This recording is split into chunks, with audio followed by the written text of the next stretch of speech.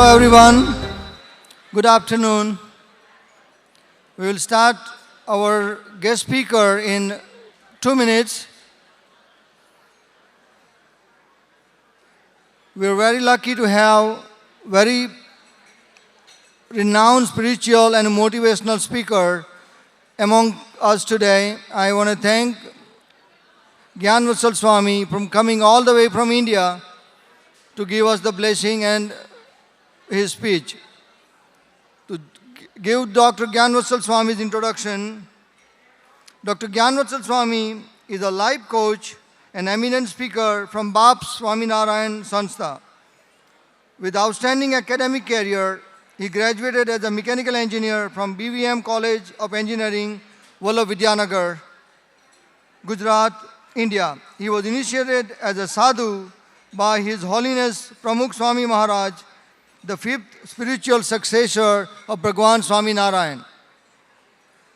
As an extraordinary public speaker, his charismatic presence and compelling words has ignited positive behavioral changes and transformed numerous lives across the globe. I can go on and on for his introduction because it is so long. I'm going to end with this by saying, abiding by his Guru Mahant Swami Maharaj wish, Swami travels incessantly to reach every person who seeks to improve their quality of life, spreading the message of universal harmony that BAPS Swaminarayan Sanstha inspire and embodies. Jai Swaminarayan. At this time, I'll invite Dr. Gnanvatsal Swami to come to the podium and give us his blessings. Thank you so much. Gunatito Aksharam Brahma Bhagavan Purushottamaha Jano Janannidam Satyam Muchyate Bhava Bandhana.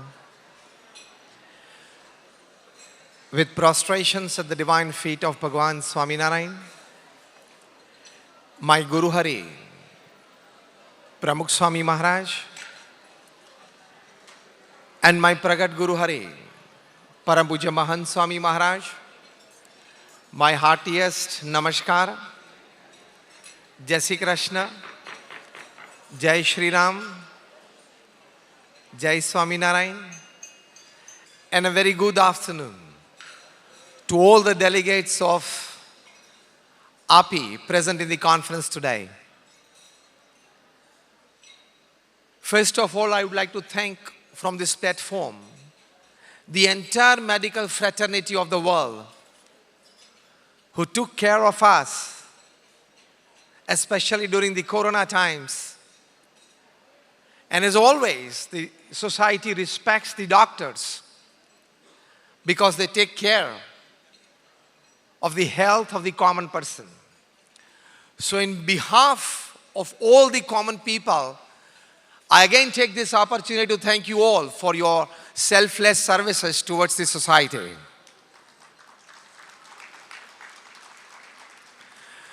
Well, coming to the topic that has been shared with me today, physician burnout.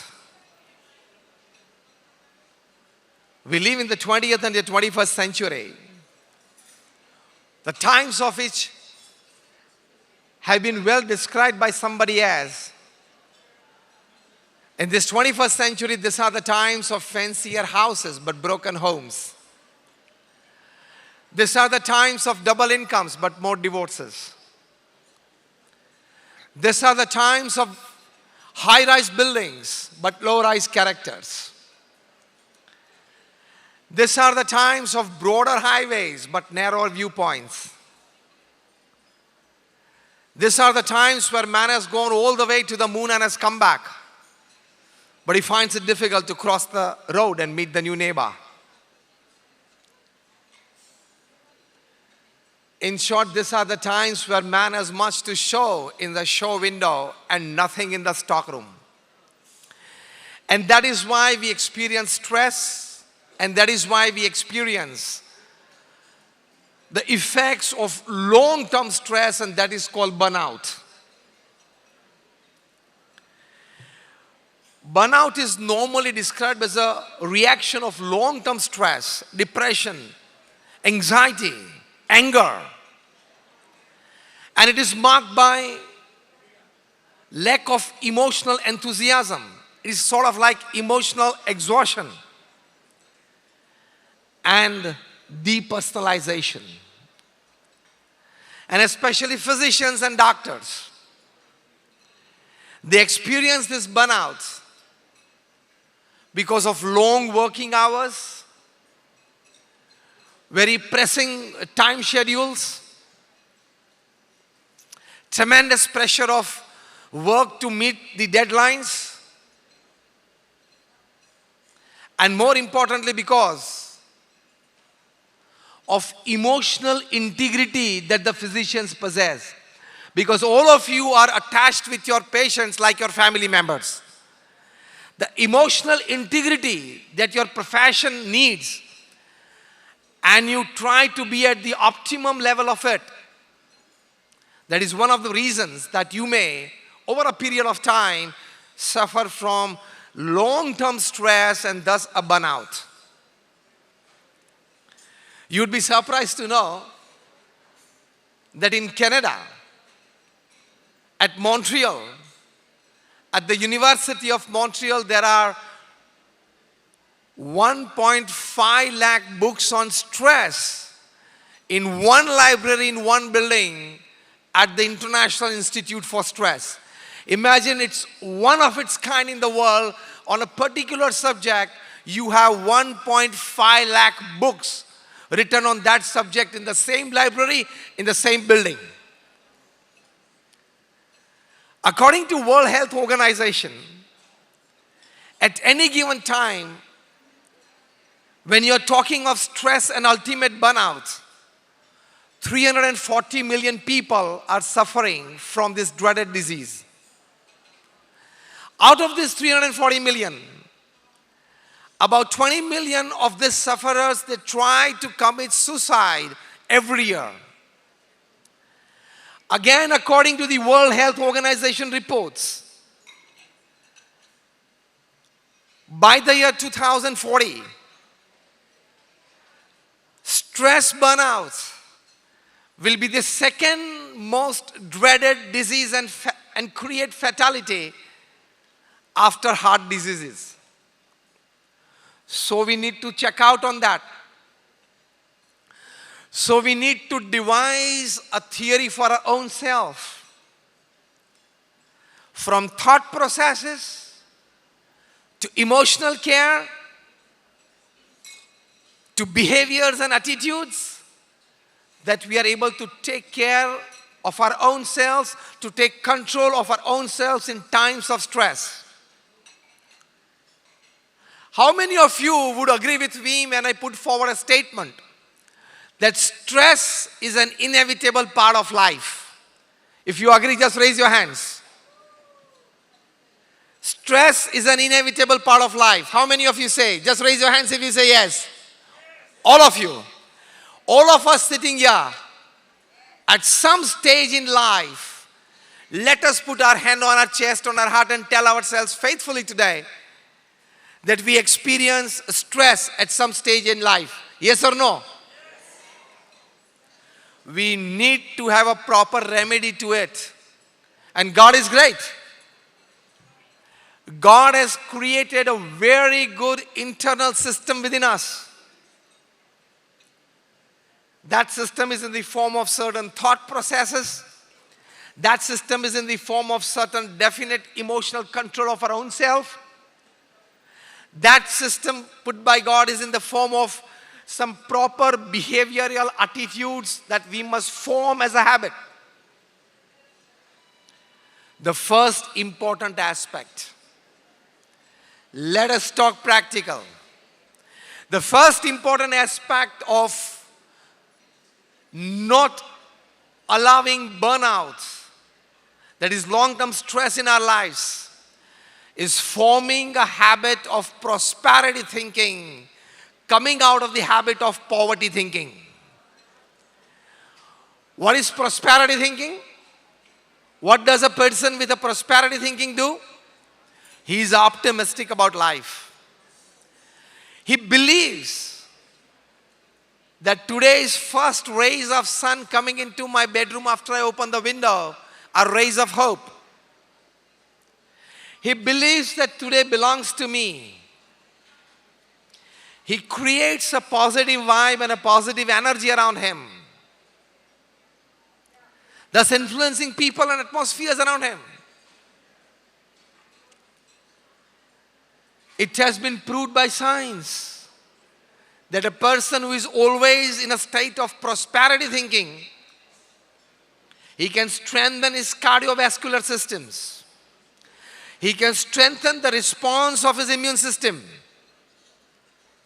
So my dear friends, physicians here, AAPI members, prosperity thinking is something you need to induce in yourself, forcibly put into yourself, and just design within yourself a strong system that can weather the effects of stress. Don't become a poverty thinker. A poverty thinker always believes that today is a bad day. I see dark clouds around me. I see a wall right in front of me. I don't know what is behind the wall. I don't know what will tomorrow morning bring for me. I don't know whether a person would support me or not. He's even doubtful of his family loving him or not. So never be a poverty thinker. Always remain a prosperity thinker. How many of you believe? I'm asking a question to all of you. How many of you believe that even when you have just $5 in your pocket, still you have the divine right to think of a $5 million business? How many of you believe this? All of us. It's not just your birthright. It's not just your constitutional right. It's not just your democratic right. It is your divine right. In the same way, to have prosperity thinking in the worst of times of your lives, it's a divine right granted by God to every person, every individual upon this earth. This is the first practical aspect. Don't let yourself down. Don't let people, that is, don't give them the remote control to let you down. Prosperity thinking. This is a 70 or 80-year game of human life. Everybody has the right for prosperity thinking. Do you believe that you have the right for prosperity thinking? Raise your hands if you say yes. Repeat with me what I say. I have the divine right granted to me by God for prosperity thinking. This is chapter number 1. To not allow stress to affect your mind, your soul. Be a prosperity thinker, never a poverty thinker. Second thing, being educated, academically well qualified, well into the profession, we rely more on intelligence, intelligent quotient for betterment of life. I'm not against it. I'm also a man of science. I'm a combination of man of science and man of religion. But along with intelligent quotient, we must try to develop emotional quotient and spiritual quotient as well. Intelligent quotient tells you, think rationally, speak logically, and deal effectively with the situation. No doubt, it is the fundamental thing of living. At the same time, the human part of ourselves, it tells us that we must have emotional quotient as well. Above IQ stands EQ, emotional quotient. Emotional quotient means you are empathetic. It's full of empathy for others. You understand the person well, you understand yourself well, and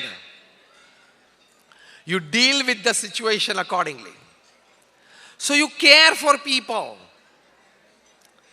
This, I would say, that all the doctors, especially the entire medical fraternity, they have this special knack gifted by God that you care for people. So that is emotional quotient. Now most importantly, the spiritual quotient. They say, by they I mean management gurus, healthcare gurus, social relationship gurus, all they form an opinion that spiritual quotient is must for a happy and satisfied life. What is that spiritual quotient?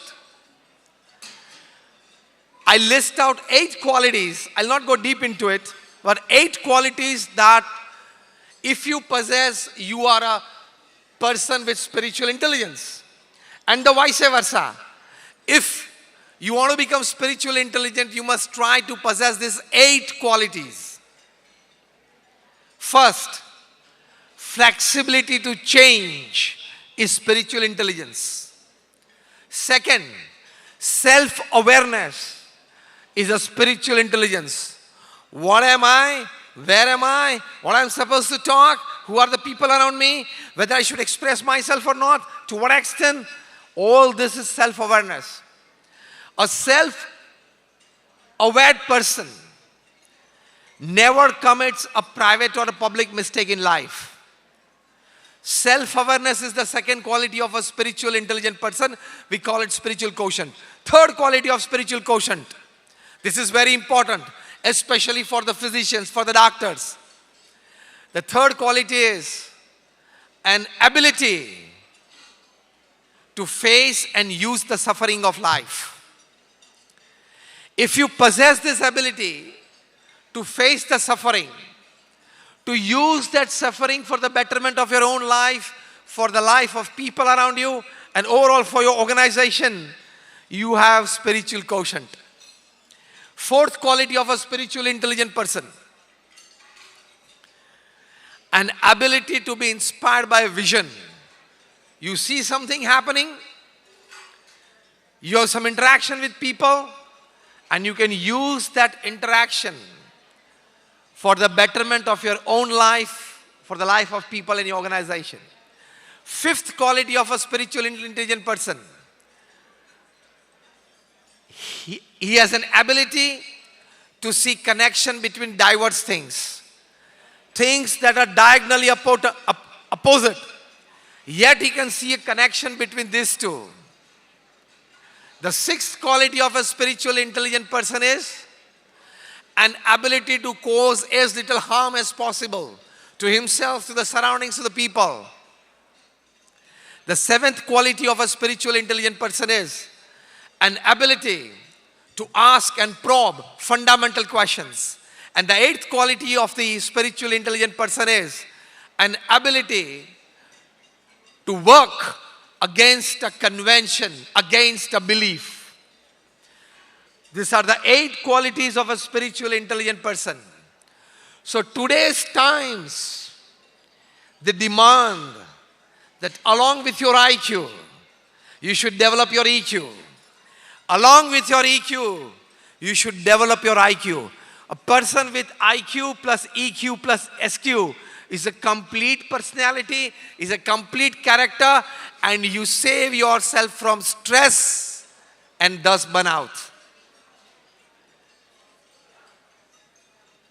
These are the factors that you need. So the second important practical factor is, along with your IQ, develop your EQ and SQ. Third important factor, which helps you in handling stress in your life. I come from the BAPS Swaminarayan Sanstha. How many of you have been to the Swaminarayan Akshardham at Robbinsville in New Jersey? Just raise your hands. How many of you have been to, almost all of you sitting here. I thank you for coming to our institute organization there. And some of you who could not make it till today from this platform, on behalf of the BAPS Swaminarayan Sanstha, I warmly extend an invitation to you and your family to visit Swaminarayan Akshardham on more than 300 acres of land, the largest Hindu Mandir in the Western Hemisphere, and the second largest Hindu Mandir in the world. The traditional religious and spiritual values that you need in your life to better handle yourself in times of stress, tension, and anxiety and burnout, you will learn by visiting Swaminarayan Akshardham at Robbinsville. It is not far, just about 1 hour from this place. I come from this organization. Let me tell you about the person, the great saint who created the BAPS Swaminarayan Sanstha to this level. How many of you have heard the name or have had the darshan of Pramukh Swami Maharaj? Just raise your hands. Quite many of you. Now listen carefully. We sitting here, we must be running 1 clinic, 5 clinics, 1 hospital or 2 hospitals. Pramukh Swami Maharaj single-handedly created 1,300 hospitals, hostels, schools, colleges, community centers, sanskar kendras, mandirs and Akshardham. Single-handedly. That too in a span of 45 years. And that too from his age of 51 to 95. From barren land to creating an organization, getting the right kind of people to run that institute and putting that institute in the service of society. And let me tell you with all pride that all these 1,300 institutions today are selflessly serving the needy people. So he set up the administration. Along with that, Pramukh Swami Maharaj traveled to more than 18,000 villages, towns and cities in 60 countries of the world. That too, again, from his age of 51 to 95. He traveled to uplift people's life morally, spiritually.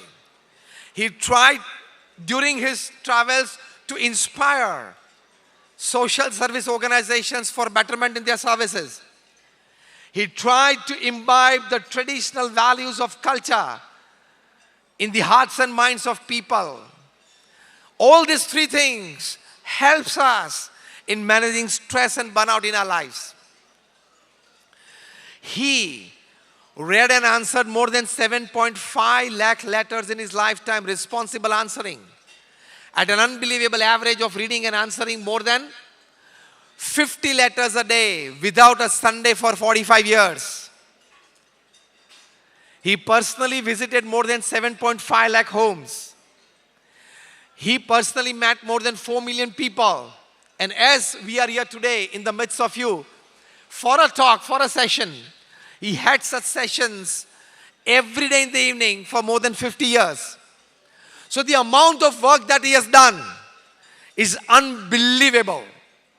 Today our Guru Mahant Swami Maharaj is 91, but he works like you and me, like an age of 50, 55 and 60.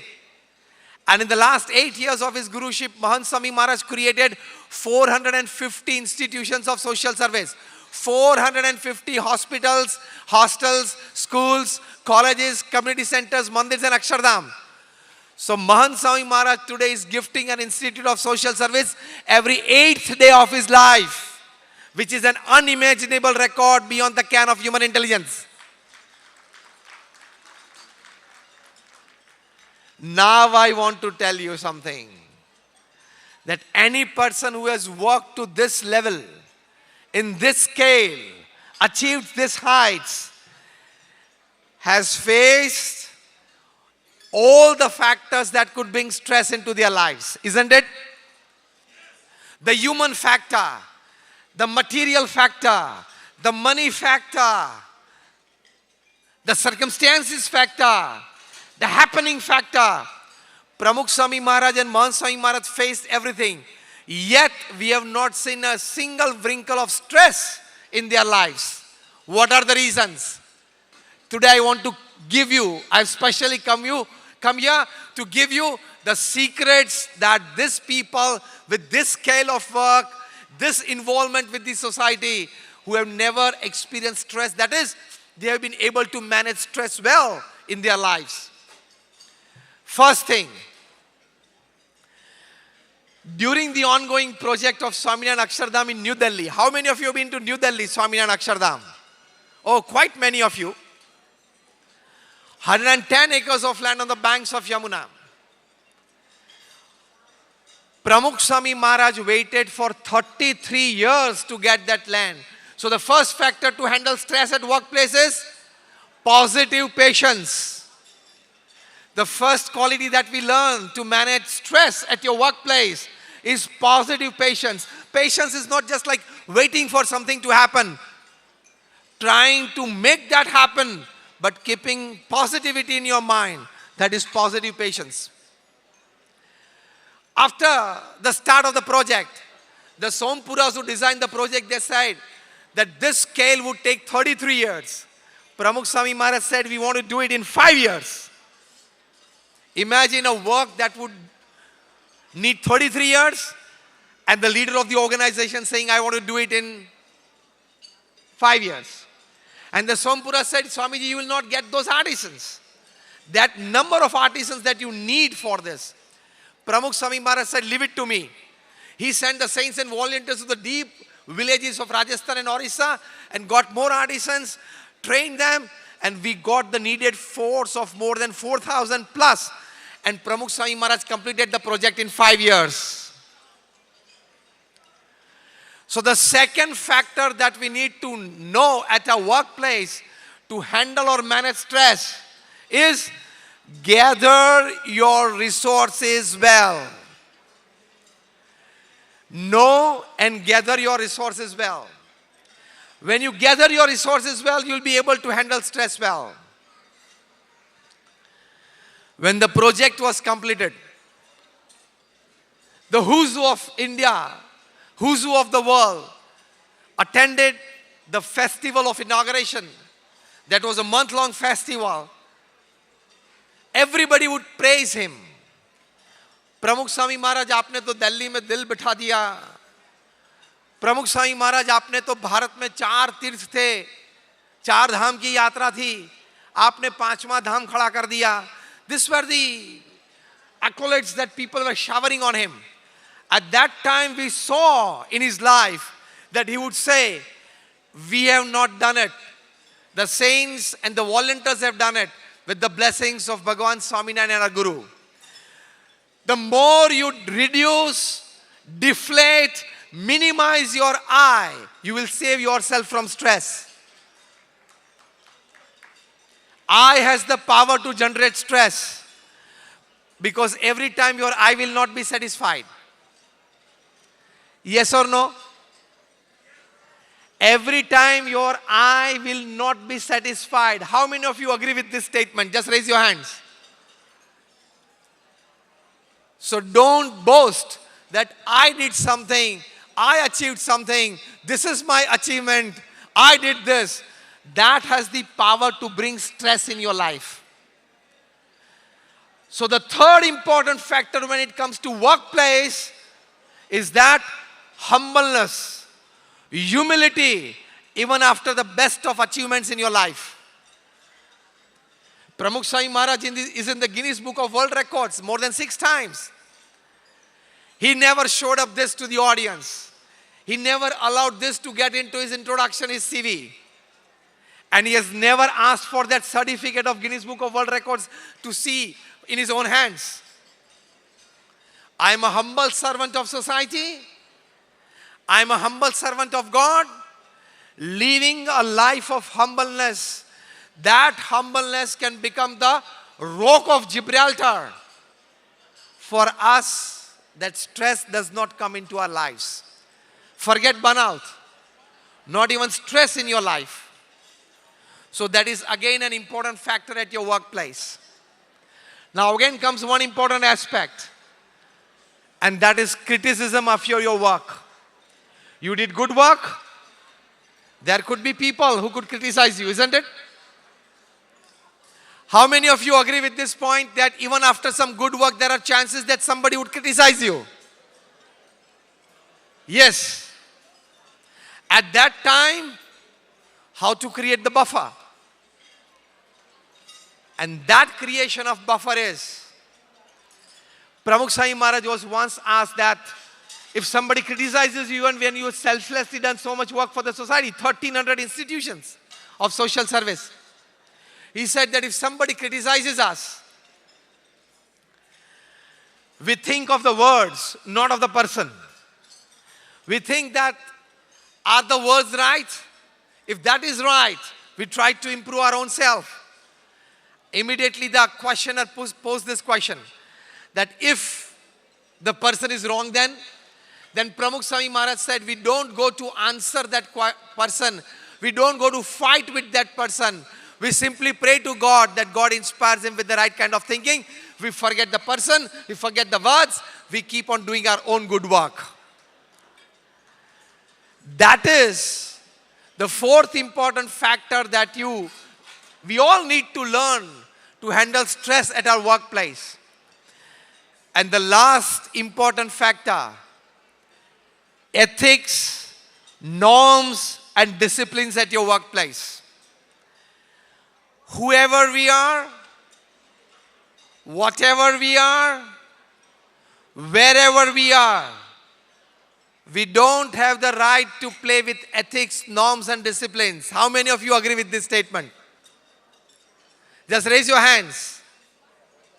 We all. How many of you can say, rather let me put forward an example. An electric engineer who is a BTech in electric engineering, after 30, 40 years of practice, does he have the right to put his finger inside the plug? Yes or no? No. In the same way, nobody has the right to play with ethics. As electricity doesn't know your post position and power, ethics doesn't know your post position and power. Chipka degi, mar jaoge. So don't play with it. Let me give you a wonderful story that if you play with ethics, what can happen to you. In the year 2018, Australian cricket team was touring South Africa. It was the fourth test at Cape Town. Fourth day of the game, tea time. Steve Smith, the then Australian captain, he calls his vice captain David Warner and says, David, I think we'll lose this match. By tomorrow tea time, we will lose this match. And David goes, yes, we would lose this match. But we don't want to lose it. So now what to do? So they call one of their team players, Mr. Cameron Bancroft. I'm telling this story as reported in the newspapers and as according to the court proceedings. So this was reported in the newspapers. Cameron Bancroft was called and said that when we go back in the match after tea break, you carry a sandpaper in your pocket. And when the ball comes to you, you rub this sandpaper and keep rubbing it on one side of the seam of the ball. We will position you on the mid-on. So wherever the batsman strikes, the ball comes back to the bowler through the mid-on player. And keep rubbing this sandpaper, we'll take a new ball. So they took the new ball after tea break. This player started doing this act. And by the 8th or the 9th over, after into the new ball, one side of the seam was dull and rough. Other side of the seam was shining and polished. So the ball started taking reverse swing. And Australian quickies bowling at 85-90 miles per hour deliveries, if they start getting reverse swing, it could be by like lethal missiles for the batsman. And that started happening. So the South African batsman started falling. Once when he was rubbing this sandpaper against the ball, CCTV camera caught it. The audio video team told the match referee that some unethical practice is going on the field. He saw it. The match referee ran on the ground, stopped the play, called Cameron Bancroft out. What were you doing? The cameras were on. He brought out the sandpaper from his pocket that I was rubbing this. Immediately the game was stopped because Cameron Bancroft said, okay, I did this. But I did because my captain told me. Call Steve Smith out. The captain confessed and said, okay, I just conceived the idea. It was executed by David Warner. Call David Warner out. So when the streak starts, it starts from start to end. Australian Cricket Board was summoned immediately. They flew into South Africa, and all these 3 players, after questioning, they were banned from cricket for 1 year. Cameron Bancroft said, I'm just a player, I have to follow the instructions of my captain and vice captain. Okay, you exempted for 2 months, 10 months ban. From that day, he left cricket because of depression and burnout. He became a yoga teacher. All talent gone, all experience gone. The game of cricket got burned out from his heart. Steve Smith and David Warner had to face that embarrassment of playing in small domestic circuits. Now listen carefully as a professional. Steve Smith appeared on prime time Australian TV 6 months later. He was straight away posed the question. Entire country was watching him live on the show. And Steve Smith was asked on face that you are a captain of a powerful World Cup winning team. You are a batsman of quality of Virat Kohli, Rohit Sharma or Babar Azam. Why did you do this? What inspired you to do this?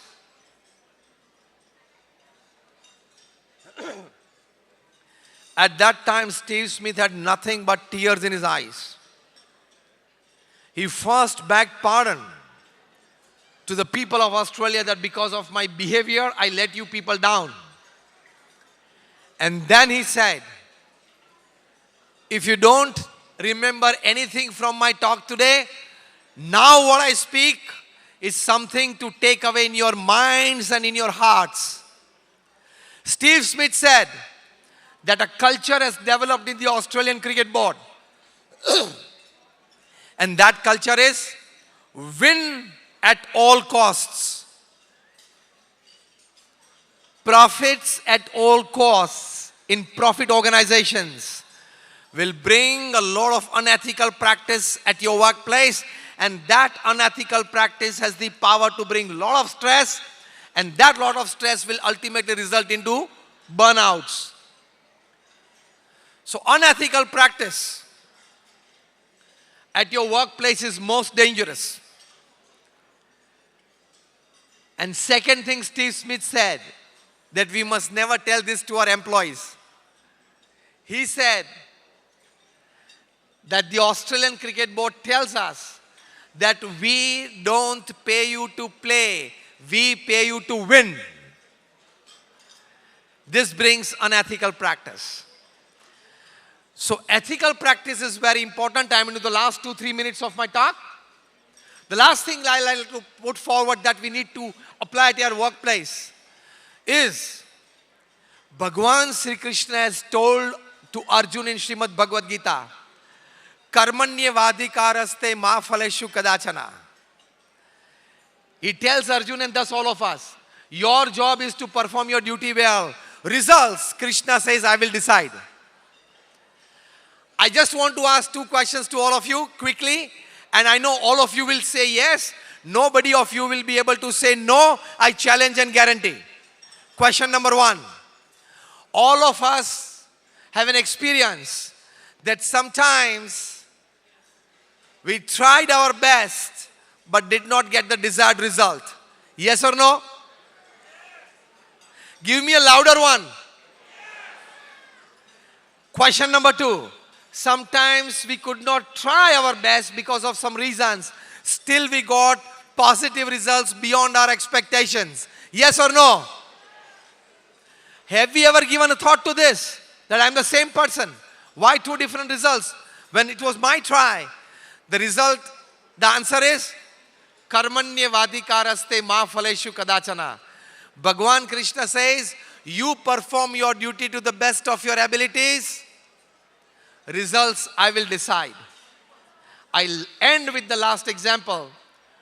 A leading physician, Dr. Neville Hacker from Australia. He was a cardiologist. He met Pramukh Swami Maharaj in Gandhinagar, Akshardham. And when Pramukh Swami Maharaj asked him, do you go to church for prayers? He said, Swamiji, my ideology is that my hospital is my church and my patient is my God. Swamiji said, fine, okay. Everybody lives with their own ideology and everybody is fine with it. Pramukh Swami Maharaj asked a second question.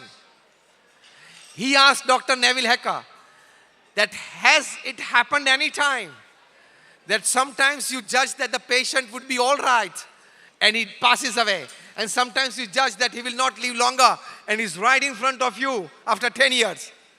Has it happened? Has it happened to you doctors? Tell me yes or no. Give me a bigger one. Yes or no? It has happened with all of us, with the entire medical fraternity. Pramukh Swami Maharaj asked Dr. Neville Hacker, have you ever given a thought to this? He said, Swamiji, I have been worrying about this since more than 10 years. That sometimes I give my best, still an ordinary patient, he loses life. And sometimes I have not tried my best to my best satisfaction. Still, that patient is right in front of me after 10 years. I want an answer to this. And Pramukh Swami Maharaj told Dr. Neville Hacker that you are a representative of God. God has given doctors a special ability to try to cure patients. Cure, finally he does it. And then Pramukh Swami Maharaj said that if God has decided to give him life, even the worst case would be all right. And if God has decided that his life is over, even your best treatment will not give one more second of life to him. Do you agree with this or not? That means somebody is deciding, and that is why you doctors, when you write your prescription, you write RX at the top left. Am I right? You write top left is RX. What does that mean? That means thou take care. I'm prescribing, but you take care. So these are the factors. When you believe that he is the all-doer, you will not experience stress and burnout. I try my best, he decides. So these are the factors that we can definitely try to imbibe more in our lives so that we can handle stress better and never go into the burnout phase. Thank you very much for patiently listening to me. You had food and food for thought, both together today. I pray at the holy feet of my Guru Mahant Swami Maharaj for the all well-being of you, and more importantly, for the all well-being of all your patients. Thank you very much.